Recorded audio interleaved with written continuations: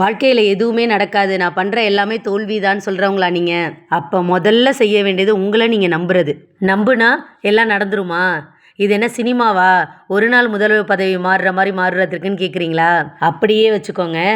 உங்களுடைய எண்ணத்தில் உங்களுக்கு வேண்டியது குறித்த தெளிவு தீவிரமாக இருக்கும் பட்சத்தில் உங்கள் தேடல் உங்களை அடைந்தே தீரும்.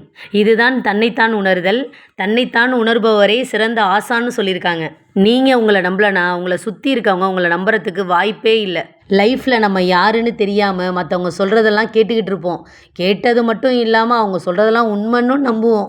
நம்ம ஆழ் மனசுக்கு ஒரு பவர் இருக்குது.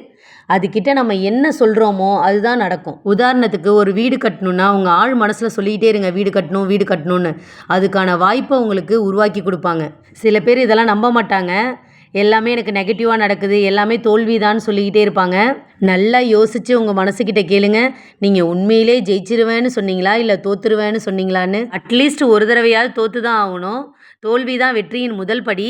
நம்ம நிறைய தோக்கணும், நிறைய கற்றுக்கணும். அப்போ தான் வெற்றியை எப்படி தக்க வச்சுக்கிறதுன்னு தெரியும். தோல்வியே பார்க்கலன்னா அது முழுமையான வெற்றியாக இருக்காது.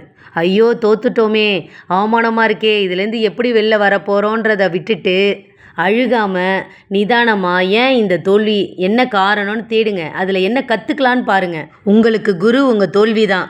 உங்களை நீங்கள் முழுசாக நம்புங்க. எத்தனை நாள் தான் அடுத்தவங்க சொல்கிறதே கேட்டுட்டு இருக்க முடியும்? நான் கூட முன்னாடிலாம் என் லைஃப்பில் ஏதாவது நல்லது நடந்துச்சுன்னா நமக்கு இப்படி நல்லது நடக்காதே, நடக்க வாய்ப்பே இல்லையேன்னு தான் சொல்லுவேன். ஏன்னா எனக்கு தோல்வி மேலே தான் அதிக நம்பிக்கை இருந்தது. நீங்கள் எடுக்க போகிற முயற்சிக்கு முன்னாடி உங்களை நீங்கள் முழுமையாக நம்பணும். கண்டிப்பாக நீங்கள் ஜெயிக்கணும்னு உங்கள் ஆழ் மனசுக்கிட்ட சொல்லுங்கள். எல்லா தோல்வியும் வெற்றியாக மாறும். என்ன தான் உங்கள் மனசுக்கிட்ட ஜெயிச்சிருவேன்னு சொன்னாலும் தோல்வியை சந்திக்காமல் வெற்றி அடைய முடியவே முடியாது. அது முழுமையான வெற்றியாகவும் இருக்காது.